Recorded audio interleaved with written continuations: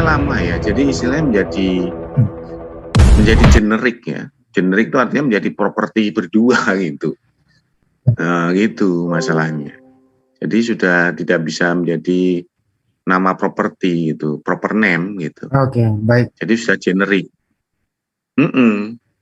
Kalau yang konsisten menurut Pak Jody, kalau menurut saya nih yang konsisten itu Katolik. Kalau menurut saya agak konsisten.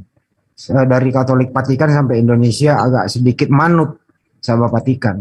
Kalau yang lain mah saya lihat agak-agak sedikit free will begitu. Pak Jody memandang Katolik seperti apa? Ya, Katolik untuk sekarang ini banyak ya, dia mengalami perubahan dan saya rasa cukup bagus ya untuk saat ini. Jadi struktur komandonya juga rapi gitu kan. Nah, mengenai plus minusnya ya semua juga punya plus minus lah gitu. Nah, struktur komandonya juga cukup rapi, pengajarannya juga cukup jelas gitu, nggak neko-neko gitu, nggak ada yang seperti Luga begitu, turun naik surga, nggak ada orang Katolik. Kalau konsep Trinitas Katoliknya berubah-berubah nggak atau konsisten? Setahu saya ya sesuai dengan Nisea setahu saya, tapi saya nggak tahu ya tepatnya, lebih baik kita tanya yang Katolik. Setahu saya Homosius Nisea setahu saya. Jangan gede kepala Pak Yusuf, Pak Yusuf ada nih. Bentar, Dok. Oh, jadi konsisten di sana dia ya, kalau Katolik ya. Ya setahu saya itu, tapi kan ya kayak gitu kan harus didiskusikan secara detail gitu. Yang jelas kalau Katolik itu kan homogen itu Mas Edi. Ya, 73 sama ya. 73 sama 6 73 sama 67 ya? Kitabnya. Katolik 73, Protestan 67 ya, Pak Jody ya? Mas ini saya minta maaf banget ya ini karena saya harus tutup warung ini, saya pamit dulu. Oke. Baik. Oh, enggak apa-apa, nanti dilanjutin di lain. Saya lanjut sama Pak Yusuf dikit, ada Pak Yusuf. Oke, silakan. Ya. Oke, makasih ya, saya pamit dulu. Ya, makasih Pak Jody. Thank you. Kalau Kristen 66 Bang Handi. Oh iya, 66 sama 73 ya? Iya, 73. Bagaimana Pak Yusuf? Apa yang bisa saya bantu Pak Yusuf? Mana Pak Yusuf tadi? Udah masuk kan dia? Gimana sih Pak Yusuf? Udah diminta masuk? Bentar ya, tunggu ya. Belum pernah diomelin kali ini Pak Yusuf ini. Udah masuk, keluar lagi. Signal apa? Tungguin dulu sebentar. Ada. Oh, ini dia nih. Untuk keluar lagi. Nah, ini dia nih masuk nih. Tunggu, sabar dulu. Dia belum connect. Kalau Pak Indri dulu di SSJ itu kenapa apa yang mempengaruhi Anda ngapa di SSJ dulu, Pak Indri? Berbeda sama yang lain. Maksudnya? Ya, Anda dulu kan bukan SSJ, terus pindah ke SSJ. Kemudian pindah ke Islam gitu. Kenapa dulu di SSJ? Lama loh Anda di SSJ itu? Iya, lama. Ya karena memang terbukti bahwa Yesus bukan Tuhan. Oh gitu. Kan awalnya memang kalau dari Tritunggal itu dia harus yakin dulu, memang terbukti dari kitabnya sendiri menulis bahwa Yesus bukan Tuhan. Baru dia bisa jadi SSY. Nah, kalau sudah dia jadi SSY, nah lama-lama soal penebusan dosa itu harus yakin bahwa nggak ada dosa waris. Tuh. Prosesnya kan begitu. Waduh, Pak Jody tadi kemana? Ada Pak Yusuf, Pak Yudi. Pak Yusuf ini lagi kayaknya sinyalnya nggak bagus, Pak Jody tuh joinin terus nggak bisa connect. Iya. Pak Jody mau tutup toko. Iya, ini baru tak live kan. Mau lihat Pak Jody mengedukasi Pendeta Yusuf ini bagaimana tentang protenten dan homausion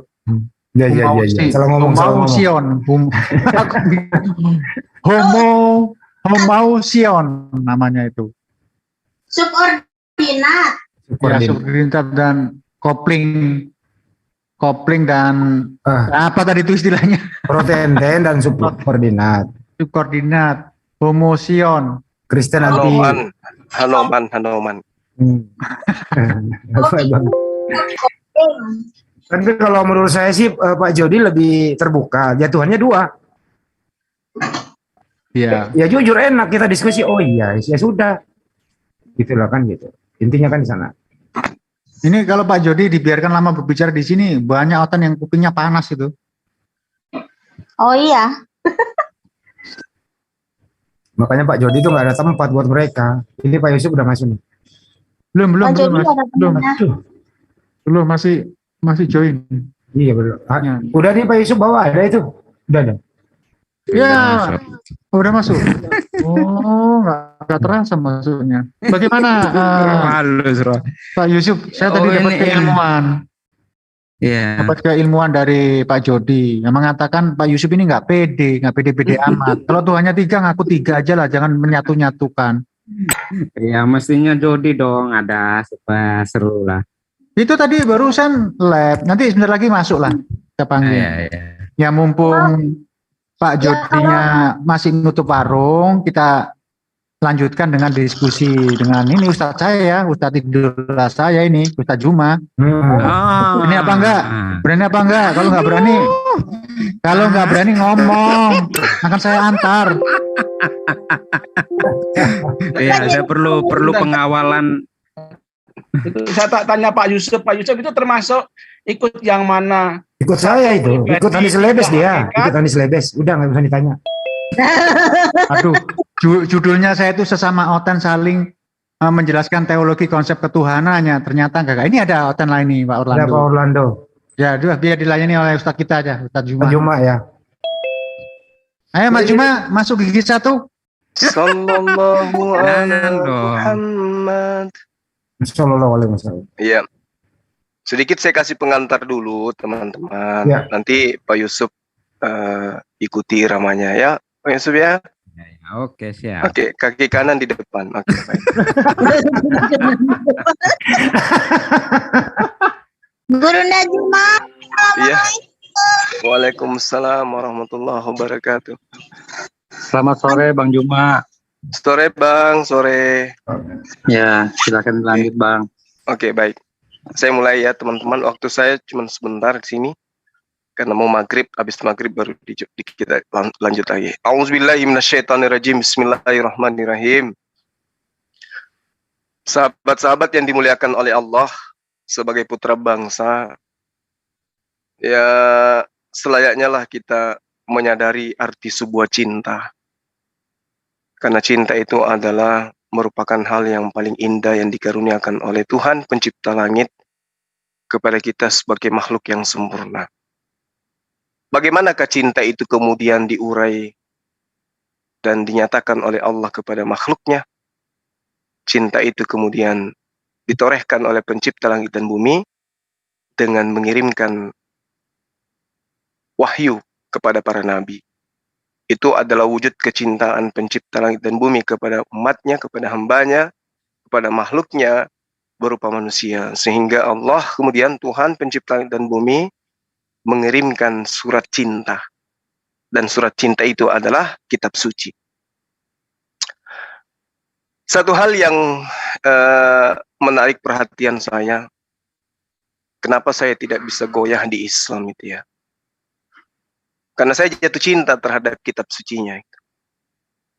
Kitab sucinya begitu menanamkan cinta terhadap umatnya, umatnya pun begitu cinta terhadap kitab sucinya.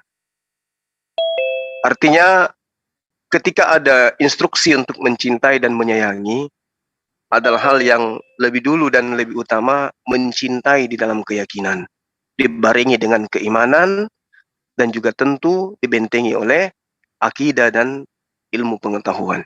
Nah, di sini teman-teman, saya ingin sedikit ya menggelitik terhadap dua teman-teman kita dari Kristen.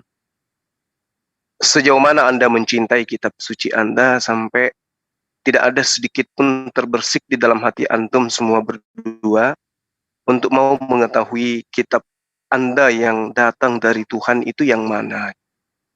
Karena begini, saya kasih sedikit gambarannya. Di dalam Al-Qur'anul Karim itu seperti ini dituliskan.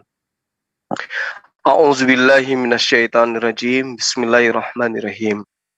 Walaqad katabna fiz zubur mim ba'di dzikr innal arda yarithuha ibadiyas sholihin. Dan sungguh telah kami tulis di dalam Zabur. Zabur ini Mazmur ya. Setelah tertulis di dalam Az-Zikr. Az-Zikr ini adalah Lauh Mahfuz. Bahwa bumi ini akan diwariskan kepada hamba-hamba Allah yang saleh. Nah, ini Al-Qur'anul Karim. Meskipun kemudian umat Islam itu tidak menemukan atau tidak ada keinginan atau sama sekali tertutup pintu untuk mengetahui Mazmur atau Zabur, tetapi kami mencintai ayat ini, kami mencintai kitab suci kami ini. Walaqad katabna fiz zubur. Di situ jelas sekali Tuhan bersumpah. Telah kami tuliskan dalam Zabur, dalam Mazmur, bahwa bumi ini akan diwarisi oleh hamba-hambaku yang saleh. Oleh hamba-hambaku yang siddiq, yang jujur, yang baik, yang amanah, yang taat gitu. Nah, yang ingin saya sampaikan kepada sahabat Kristen kemudian, apakah Al-Qur'an ini salah dengan mengatakan telah tertulis di Mazmur bahwa bumi ini akan diwarisi oleh hamba-hambaku yang sahih? Kalau teman-teman Kristen mengatakan itu tidak ada tertulis, maka kecintaanku mungkin akan sedikit pudar terhadap Al-Quran. Tapi kalau ternyata tertulis di dalam Zabur atau Mazmur, maka surat cinta yang datang dari pemilik langit dan bumi itu akan menjadi sebuah kenangan terindah sampai kepada jannah. Silakan Saudara Yusuf dan juga teman Kristen yang lain untuk menguji keotentikan daripada kitab suci kami sebagai umat Islam. Wujud kecintaan kami, apakah Islam itu cinta buta terhadap kitabnya atau memang ada kebenaran yang hakiki yang tertanam di dalamnya? Silakan. Waktu dan tempat beserta meja dan kursi saya persilakan. Bang Yusuf, jangan tenggelam dulu.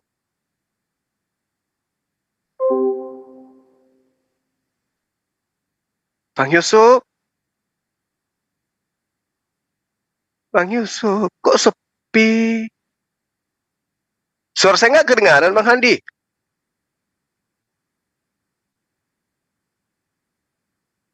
Oh, atau materinya berat? Kedengaran. Jadi gimana, Dan? Jadi gimana dong? Ya, Ibu Putri mungkin atau siapa yang ingin menanggapi atau menyikapi, Koboi atau siapa gitu. Jangan biarkan aku sepi sendiri. Sunyi sepi sendiri. Setelah ditinggal pergi.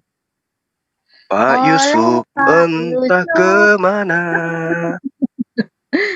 Pak Yusuf monitor loh. Oh, Pak Yusufnya terpental mungkin. Mau sholat maghrib kali dia. Oh, sholat maghrib. Ibu Putri ini kan ini ya. Apa? Saksi Yehova ya kan, silakan Bu. Orlando Chandra juga silakan Bang. Bu Putri ngobrol dengan Bang Zuma. Iya, ini gini. Jadi ada sebuah ya, silakan. Ada sebuah kitab suci yang mengklaim dirinya 1400 tahun silam bahwa sungguh kami telah tuliskan dalam Zabur bahwa bumi ini akan diwarisi oleh hamba-hambaku yang saleh. Betul, ada. Bumi itu untuk orang-orang yang lembut hatinya, di Markus juga. Orang-orang yang lembut hatinya akan memiliki bumi. Di Zabur juga begitu. Tapi kalau di ini bumi itu untuk ditinggali manusia untuk selama-lamanya. Jadi bumi untuk ditinggali manusia selama-lamanya di tempat ini. Gimana Bu? Bumi sepertinya tidak akan dihancurkan, tapi menjadi bumi yang baru, langit yang baru. Bumi yang baru, jadi bumi tidak seperti sekarang ini. Bumi sekarang kan tidak subur makmur ya, kita harus berjerih lelah untuk mengolah tanah, untuk mendapatkan makanan. Kelak bumi yang baru itu seperti Taman Eden, bumi yang subur makmur. Gitu ya. Terus penduduknya, tapi kan tadi udah disebutkan orang-orang yang lemah lembut, orang-orang yang lembut hatinya, orang-orang yang suci hatinya akan memiliki bumi. Berarti orang-orang yang jahat tidak akan ada di situ kelak di bumi yang baru.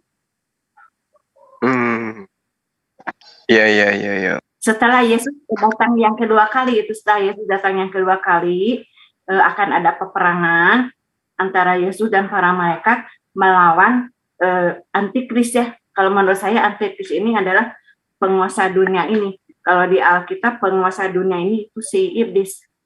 Makanya di bumi itu tidak aman ya, ada peperangan, pemerintahannya korupsi gitu. Kelak akan ada peperangan. Ya, terus Yesus akan membinasakan penguasa dunia ini. Kalau di Alkitab ditulisnya akan diikat 1000 tahunnya, terus akan ada 1000 tahun damai bumi seperti Firdaus subur makmur, tak ada lagi sakit penyakit, semua muda juga, kematian tidak akan ada lagi gitu. Seperti di Wahyu 21 ayat 4, Yesaya 25 ayat 8, juga seperti nubat di Yesaya 53 ayat 10, kematian tidak akan ada lagi. Begitu. Ya, itu sama disuarakan oleh Al-Quran dalam surah Al-Araf ayat 25, Al-Quran surah Taha ayat 55. Nah, ini yang jadi permasalahan sekarang, Ibu. Kecintaan umat Islam terhadap kitab sucinya gitu. Karena sebuah kebenaran itu akan selalu digemari oleh mereka yang memiliki hati yang lembut, oleh sikap-sikap yang jujur gitu. Sehingga umat Islam tidak mau tahu apakah itu ada di kitab terdahulu ataukah ada di kitab yang setelahnya, sebelum Al-Quran. Al-Quran tidak mau peduli itu. Umat Islam tetap saja melanggengkan apa yang ada di dalam kitab sucinya. Contoh misalnya, walakad. Ini Allah bersumpah dengan kata walakad. Allah bersumpah dengan sungguh-sungguh. Katabna fi Zubur min ba'di zikr annal arda yarithuha ibadiyas solihin. Dan sungguh telah kami tuliskan di dalam Zabur atau di dalam Mazmur bahwa bumi ini akan diwarisi oleh hamba-hambaku yang soleh. Umat Islam nggak mau peduli apakah ada di Mazmur atau tidak ada. Yang terpenting kemudian adalah kami mencintai original teks kitab kami seperti itu adanya bunyinya. Nah sekarang kalau misalnya ada orang yang meragukan Al-Quran, silakan tampil di hadapan saya untuk menyalahkan dan mengatakan bahwa Al-Quranmu itu keliru karena ini tidak tertulis di dalam Zabur atau di Mazmur. Kan gitu, Bu. Nah sekarang kalau, mohon maaf, sekarang kalau dibandingkan dengan kitab Ibu, di sana dikatakan ada tertulis, tapi setelah kita selidiki ternyata tidak ada yang tertulis. Tapi ketika Al-Quran mengatakan, sudah kami tuliskan di Mazmur, bahwa bumi ini akan diwarisi oleh hamba-hambaku yang soleh, pertanyaannya kemudian, dari mana Rasulullah Muhammad SAW tahu kalau ada tertulis di Mazmur? Sementara beliau tidak pernah belajar tentang Mazmur. Itu satu. Kedua, Yesus yang adalah Tuhannya Ibu, mengatakan di dalam Lukas 24, ada tertulis di kitab Taurat bahwa Mesias akan mati dan bangkit pada hari ketiga di tengah-tengah orang mati. Tapi setelah diselidiki tidak ada tertulis.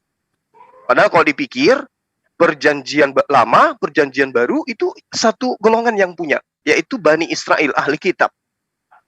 Tapi faktanya tidak sinkron dengan perkataan. Antara Torah, Mazmur, dengan kitab-kitab para nabi, Nevi'im, dengan kitab Lukas itu jaraknya tidak terlalu jauh. Tapi ketika berbicara mengenai Mazmur dengan Al-Quran, jaraknya ribuan tahun. Kenapa Rasulullah SAW itu bisa tahu? Dan yang paling gila kemudian adalah umatnya Rasulullah yang saking cintanya terhadap kalam Allah, mereka tetap saja melanggengkan, mengekalkan apa yang tertulis di dalam kitab sucinya. Bukan setelah melihat daripada kitab Mazmur, Zabur, oh ternyata tidak ada ayat sesuai dengan Al-Quran Anbiya ayat 105. Ternyata di Mazmur itu tidak tertulis begitu. Ya sudah, nanti terbit berikutnya jangan lagi ada ayat itu. Rubah.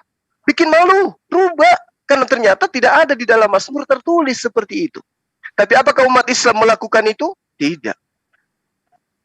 Lalu bagaimana solusinya? Untuk mencintai benar-benar ini kalam Allah atau bukan? Bagaimana solusinya? Bagi umat Islam itu adalah hal yang sangat mudah. Kami bisa buktikan bahwa di Mazmur memang tertulis seperti ini. Gitu, Bu. Artinya, ini adalah wahyu. Ini bukan karangan Rasulullah Muhammad SAW. Karena mustahil Rasulullah Muhammad SAW bisa tahu hal ini kalau ada tertulis di Mazmur. Demikian, silakan. Berarti sama ya. Di Mazmur juga emang bumi itu untuk ditempati oleh manusia selama-lamanya. Berarti sama, nggak akan dihancurkan gitu. Iya, maksud saya gini loh, Bu. Diwariskan kepada orang-orang yang saleh. Iya. Berarti tidak akan dihancurkan. Diwariskan, diberikan. Iya, berarti yang nggak akan dihancurkan. Berarti kalau di Alkitab itu disebut bumi yang baru, ya bumi yang subur makmur ya, tidak seperti sekarang. Terus penghuninya nggak ada orang jahat, itu penghuninya orang-orang yang tadi suci hatinya, orang-orang yang baik, itu orang-orang yang lembut hatinya. Oke, ya. Baik. Bisa ditunjukkan dalilnya, Bu, ke saya? Ada banyak, ya. Di mana itu contohnya? Ini tidak akan silakan. Ini di Matius 5 kalau nggak salah, orang yang berbahagialah yang orang lembut hatinya, mereka akan memiliki bumi, itu yang hafal. Terus yang di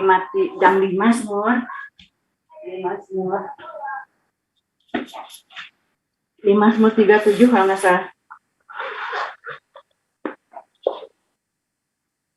bumi akan ditempati. Matius 5 nomor 5 gitu. Iya, Matius 5 ucapan bahagia. Berarti Al-Qur'an salah ya, Bu ya? Kenapa? Karena yang di Al-Qur'an sebutkan di Mazmur. Oh, tapi enggak, di Mazmur emang ada, di Matius ada. Di Mazmur berapa, Bu? Di Mazmur kalau nggak salah ayat 37, orang yang lembut.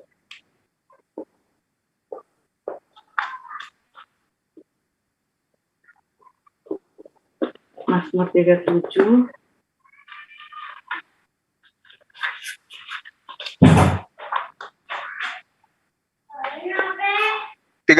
nomor 29. Mazmur 115 ayat 16 coba. Mazmur 115 ayat 16.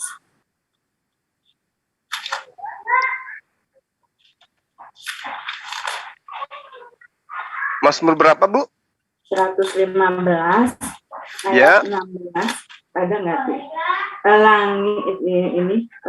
Langit itu langit kepunyaan Tuhan, dan bumi itu telah diberikan kepada anak-anak manusia.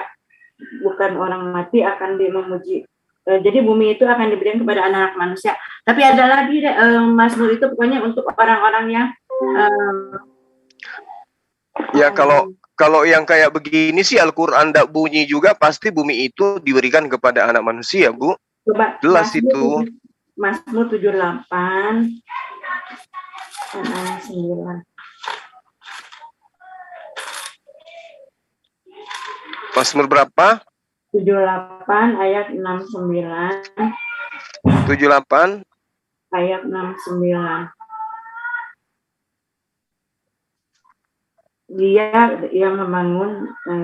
Dia membangun tempat kudusnya setinggi langit, laksana bumi yang didasarkannya untuk selama-lamanya.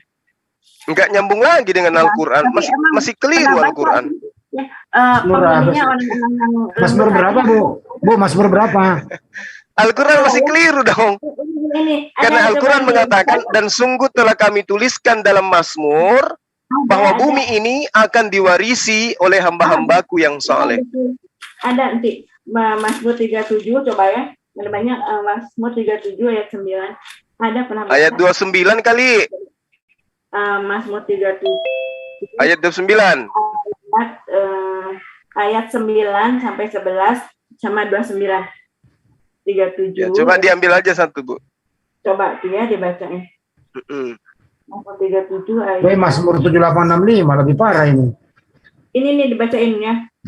Sebab orang-orang yang berbuat jahat akan dilenyapkan, ini nggak ada.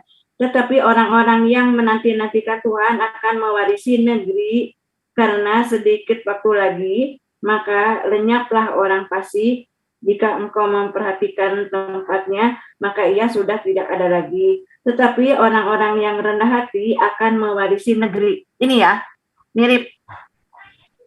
Orang-orang yang rendah hati akan mewarisi negeri. Akan mewarisi negeri. Jadi Ya. Al-Quran tidak salah, Bu. Ya, enggak hampir sama. Nah, tadi ada di Mazmur 37 nomor 29. Ya, coba yang 29-nya 37 atau 29. Ya, coba. Kayaknya itu lebih dekat. Orang-orang benar akan mewarisi negeri dan tinggal di sana senantiasa. Nah, kalau di Al-Quran kan bukan negeri, terjemahan di sana itu jelas dikatakan ard. Di situ annal arda, berarti dia di bumi. Oh iya, berarti emang di bumi. Bumi tidak akan dihancurkan untuk ditinggali selama-lamanya. Kalau di Mazmur 37 nomor 29 itu kan bukan bumi tapi negeri. 29. Kalau negeri itu kan artinya ya bisa saja Indonesia hanya wilayah kecil. Ya enggak, nah, mungkin negeri itu maksudnya negara, mungkin gitu ya, negara. Nah, sekarang begini, kata negeri ini dalam bahasa Ibrani apa, Bu? Oh, kurang ngerti bahasa Ibrani. Kalau original teksnya di Mazmur 37 itu di situ dituliskan Eretz. Bumi. Berarti siapa yang nipu siapa, Bu? Siapa yang menghilangkan jejak Al-Quran di sini, Bu? Enggak ada yang nipu sih. Ini mungkin peterjemahnya yang salah ya. Harusnya bumi ya. Berarti Al-Quran yang keliru atau terjemahan Mazmur 37 nomor 29, Bu? Enggak keliru sih, di Mazmur juga emang ada. Pokoknya orang-orang yang lembut hatinya, orang-orang yang baik akan memiliki bumi. Sesuai di Matius 5 tadi, berbahagialah orang yang lembut hatinya, mereka akan memiliki bumi. Berbahagialah orang yang suci hatinya, mereka akan melihat Allah.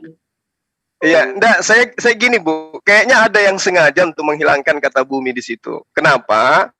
Karena kalau kita melihat di dalam terjemahan Kejadian 1 nomor 1, ya, Beresit bara Elohim et hamasyayim, Hasamayim wa eretz ha-eretz, bumi. Tapi kok terjemahannya jelas di situ. Pada mulanya apa terjemahannya? Kejadian 1 nomor 1. Pada mulanya Allah menciptakan langit dan bumi. Kejadian 1 nomor 1. Tapi giliran Mazmur nomor 37 nomor 29 yang tadinya eretz diganti menjadi negeri, yang tadinya bumi. Apa maksudnya dihilangkan jejak-jejak Al-Quran ini?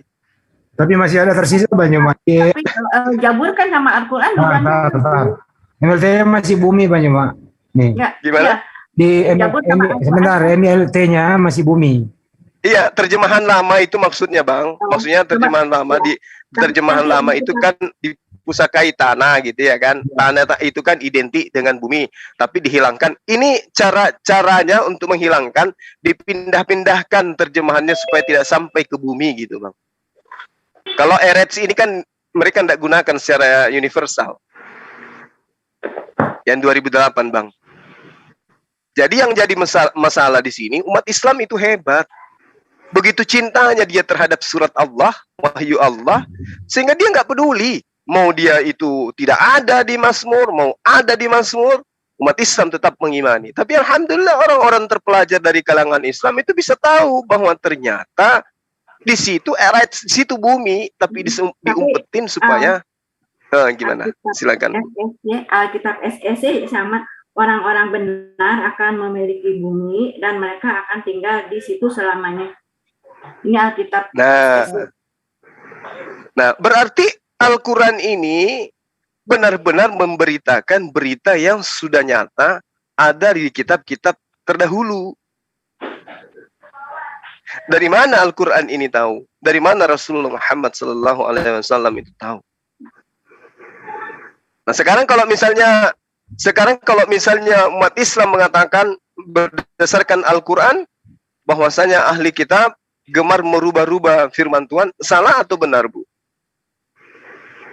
Alkitab gemar merubah-rubah Al-Quran. Gemar merubah-rubah kitab Tuhan yang dulu, yang diwahyukan oleh Allah. Emang udah dituliskan, udah ada beberapa tulisannya akan merubah-rubah. Gimana, Bu? Ya, udah ada tulisannya kan, akan ada yang akan merubahnya. Di ahli kitab itu jelas, Bu. Iya. Banyak ayatnya yang mengatakan itu bahwa ahli kitab merubah. Yang dirubah-rubahnya yang mana? Saya yang kurang tahu yang dirubah-rubahnya yang mana. Banyak Al-Quran yang ayat suci Al-Quran yang mengatakan itu, Bu.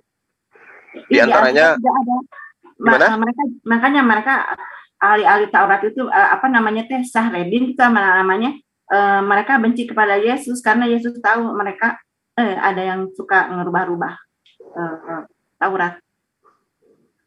Enggak, maksud saya gini, Bu. Al-Quran itu kan sering menyeru, wahai ahli kitab, mengapa engkau menyembunyikan kebenaran ya setelah datang kepadamu, mengapa engkau merubah dan seterusnya, baik hadits maupun ayat suci Al-Quran. Ini Al-Quran taunya dari mana? Kok bisa sampai sejauh itu gitu loh? Sejauh itu Al-Quran ini bisa tahu, sementara itu kan dituliskan 1400 tahun silam di masa jahiliyah, diwahyukan kepada satu manusia bernama Rasulullah Muhammad SAW. Ini yang Ibu harus pikirkan. Ini Al-Quran mukjizatnya kok luar biasa gitu. Bisa sejauh itu dia tahu hal-hal yang kemudian disembunyikan oleh orang-orang terdahulu. Nah, karena adanya peristiwa yang seperti ini, maka ketika Al-Quran kemudian mengatakan bahwa mereka menyembunyikan, pasti mereka menyembunyikan tentang nama Rasulullah Muhammad SAW di kitab-kitab terdahulu, ya ini tidak menutup kemungkinan. Alladzina atainahumul kitaba ya'rifuna kama ya'rifuna abna'ahum wa inna fariqam minhum la yaktumunal haqqa wa hum ya'lamun. Sesungguhnya sebagian dari mereka pasti menyembunyikan kebenaran padahal mereka mengetahui. Ini contohnya, Bu. Contohnya yang tadi. Contoh yang sangat sederhana. Nah, itulah kalau saya jadi ibu, saya akan berpikir ini Al-Quran kok bisa tahu gitu. Kok bisa tahu? Emang di Alkitab juga kan banyak ditulis. Ini orang-orang Israel di zaman Musa aja udah mencurigai. Aku selama aku masih hidup juga, Musa kan udah mencurigai mereka akan merubah-rubah Taurat. Di Alkitab juga ditulis. Nah, itu dia makanya. Kok Ibu masih percaya gitu? Ini yang bikin saya bimbang itu dua ya. Kalau di Alkitab itu kan nama yang Maha Kuasa itu udah pasti banyak sekali tulisannya YHWH atau Yahweh. Tuhan sendiri yang menulis namanya dalam dua loh batu ya, pakai dalam huruf tetragrammaton, diterjemahkan menjadi YHWH. Kalau di Al-Quran menjadi Allah gitu. Yang bikin bimbang itu banyak sekali kan di Alkitab, Tuhan itulah namaku, Tuhan itu kalau di halaman terakhir Alkitab, di kamus Alkitab, Tuhan itu adalah salinan dari nama Allahnya Israel, Yahweh, cuma ditulis Tuhan di Alkitab.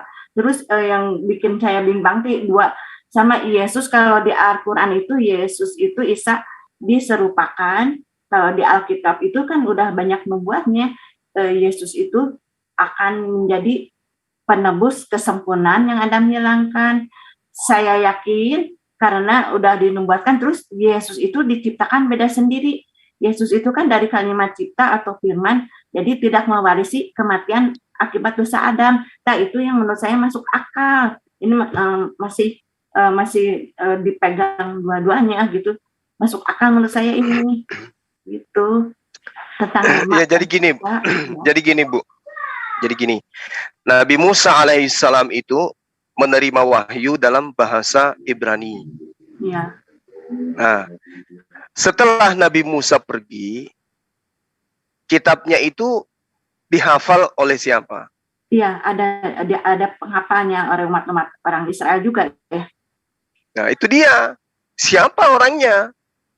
Kan orang yang membela kitab itu akan mengatakan ada orangnya, ada kok orangnya, ada, pokoknya ada, imani aja. Penghafal. Nah, siapa yang menghafal Taurat? Taurat zaman dulu. Nah, kurang tahu. Iya. Itu ibu nggak tahu. Tradisi Taurat itu disampaikan dengan budaya apa? Budaya lisan kah? Budaya tulisan kah? Kalau budaya lisan dari siapa ke siapa? Kalau budaya tulisan dari siapa ke siapa? Nah, akhirnya kan Musa hafalan itu disalin terus Musa tahu kan kedegilan orang-orang bangsa Israel supaya tidak dirubah-rubah kan ditaruh di sebelah tabut perjanjian itu salinan Taurat itu. Nah, terus diambil oleh siapa salinan itu? Nah, kurang tahu, udah disimpan di sebelahnya tabut Tuhan. Nah, itu dia. Itu dia. Ibu kehilangan arah ketika ditanya siapa yang mengambil kitab Torah, ajaran Musa di tabut perjanjian. Nggak tahu. Bagaimana kalau misalnya yang ngambil itu adalah orang-orang yang memusuhi mereka? Bukankah Musa itu orang yang dimusuhi? Sedangkan Musa saja masih hidup, mereka bikin Tuhan tuangan. Apalagi dia sudah mati. Sementara di kitabnya Musa sendiri mengatakan, sedangkan aku masih hidup, kalian memperlihatkan kedegilanmu terhadap Tuhan. Apalagi nanti ketika aku sudah mati. Nah, sekarang pertanyaannya, siapa yang menerima dari tabut perjanjian itu? Nggak tahu. Kalau misalnya si A melakukan budaya apa untuk menyampaikan kepada yang lain? Nggak tahu. Tiba-tiba muncul kemudian di abad ketiga ada terjemahan Septuaginta, bahasa Yunani. Dari mana asalnya itu? Tabut perjanjian itu kan cuma berisi 2 loh batu, terus mana roti mana itu sama tongkatnya Harun, itu isinya tabut perjanjian itu, tongkat Harun. Ya, kalau tongkat Harun, Bu, kalau tongkat itu nggak jadi masalah. Yang masalahnya ini pesan-pesan cinta dari Sang Tuhan. Yang mana nih? Yang pesan yang sebenarnya nih yang mana? Sementara Bu, di zaman modern sekarang aja, terjemahan aja Ibu sudah lihat tadi kecolongan kan?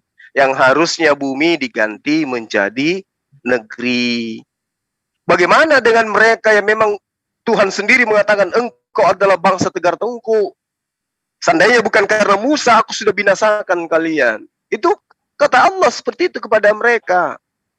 Sekiranya aku berjalan-jalan di tengah kalian, maka aku akan membasmi kalian. Gitu. Jadi kalau yang hal sepele ini aja bisa Ibu melihat ada sedikit upaya, apalagi masa lampau ribuan tahun yang lalu, tidak ada jaminan untuk mengatakan bahwa itulah yang sah. Apa dasarnya kemudian mengatakan itulah yang absah? Ya, saya kira begitu Ibu untuk sementara. Silakan Ibu renungkan. Kalau terkait dengan Yesus, ada nubuatan-nubuatan begini, sekali lagi saya katakan kepada Ibu, di dalam Matius 23 nomor 15, dan banyak data-data, Yesus itu minta kepada muridnya agar waspada kepada internalnya mereka sendiri. Kenapa? Karena internalnya mereka itu dikenal dengan bangsa yang Yesus sendiri katakan sebagai keturunan ular beludak. Waspadalah kepada ahli kitab, waspadalah orang Farisi, dan seterusnya. Yesus minta diwaspadai, dan antikristus itu memang di tengah-tengah kita, kata Yesus. Nah, kalau antikristus itu berasal dari tengah-tengah mereka, apa susahnya kemudian orang-orang yang ada sebagai ahli kitab, orang-orang Yahudi yang menginginkan jempol dari Kekaisaran Romawi itu menuliskan sebuah buku yang kemudian mereka ambil, dicocokkan sebagai nubuatan untuk Yesus, dan Yesus kemudian dijajakan kepada Romawi dan Yunani dan laku. Karena kalau dijajakan kepada Yahudi, pasti ditolak. dan itu terbukti sampai hari ini. Nah, sekarang kalau misalnya dia menjual sesuai dengan keinginan karena dia mengerti pangsa pasar, misalnya saya ingin membuat sebuah jualan, Bu. Dan saya ngerti orang Jawa itu sukanya belangkon.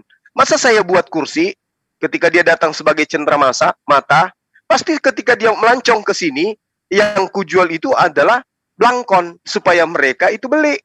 Maka kujuallah sebuah pengajaran yang mengatakan dewa mereka nusul menjadi manusia, bangkit pada hari ketiga, kemudian naik ke surga. Saya jual itu, laris. Tapi apakah kemudian orang Makassar mau beli belangkon? Masih 1-2 yang mau beli. Karena mereka tidak suka, mereka sukanya itu topi patondro namanya, orang Sulawesi punya. Tapi karena isinya ini adalah topi orang Sunda, yang beli orang Sunda, yang suka orang Sunda. Nah, begitulah ahli kitab ketika dia membuat kitab mereka. Apakah ada orang-orang ahli kitab yang kemudian taat kepada Torah, menerima pengajaran perjanjian baru? Tidak. Bahkan kalau Ibu lihat di dalam kitab Kisah Para Rasul itu sendiri, misalnya di dalam Kisah Para Rasul 21 nomor 28, hai orang-orang Israel, tolong inilah orang yang di mana-mana mengajar semua orang untuk menentang bangsa kita dan menentang hukum Taurat dan tempat kita ini. Dan sekarang ia membawa orang-orang Yunani pula ke dalam bait Allah dan menajiskan tempat ibadah kita. Menajiskan tempat suci ini.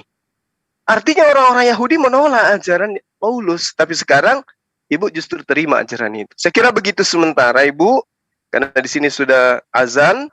Saya mohon pamit, habis maghrib lagi kita akan berjumpa kalau dianggap materi ini penting. Yang pasti kemudian adalah kami umat Islam sangat mencintai kitab suci kami sampai begitu anak kami bisa bersuara, kami sudah ajarkan mereka untuk mencintai huruf-huruf hijaiyah yang ada di dalam Al-Quran. Berbeda dengan agama di luar sana, mereka tidak mau peduli terhadap original teksnya. Kenapa? Karena di situ tidak ada cinta terhadap kitab sucinya. Demikian sementara Ibu, teman-teman yang ada di sini, saya pamit untuk sementara. Salam satu Tuhan. Assalamualaikum warahmatullahi wabarakatuh.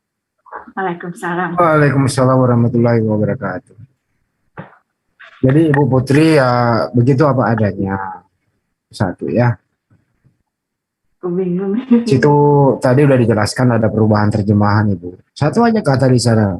Negeri menjadi, bumi menjadi negeri Ibu. Negeri sama bumi itu beda, Bu. Jauh lagi itu loh pengertiannya itu.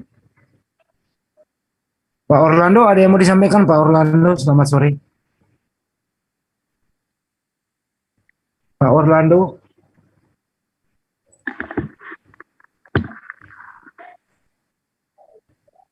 Ada yang lain silakan sebelum ditutup menjelang maghrib. Ya, IB jam 5.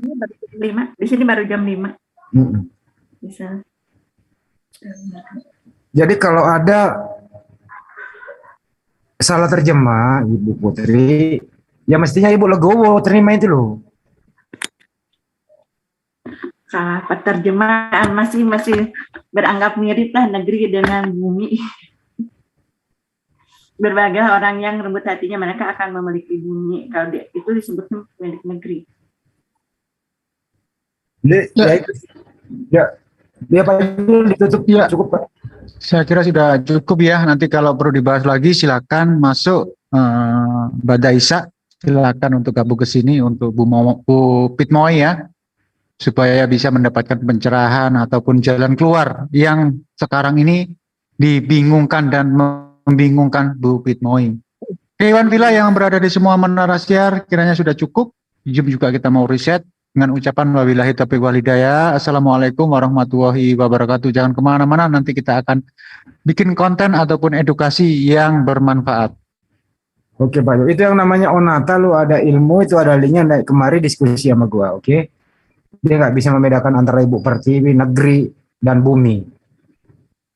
Naik kemari, terima kasih. Sampai jumpa nanti.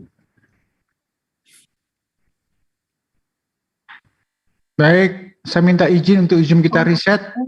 Ya, dan nanti jam 7-an saya belajar ini, belajar Alkitab SEC-nya nanti sesuai belajar masuk lagi ke sini. Ya, silakan Bu. Oke, dengan hitungan angka 1 sampai 3 kita akan terpental semua. Oke. It, ni, san, si, go. Ini bahasa Jepang ini. 1, 2, 3, hiji, loro, telu. Kita akan terpental semua.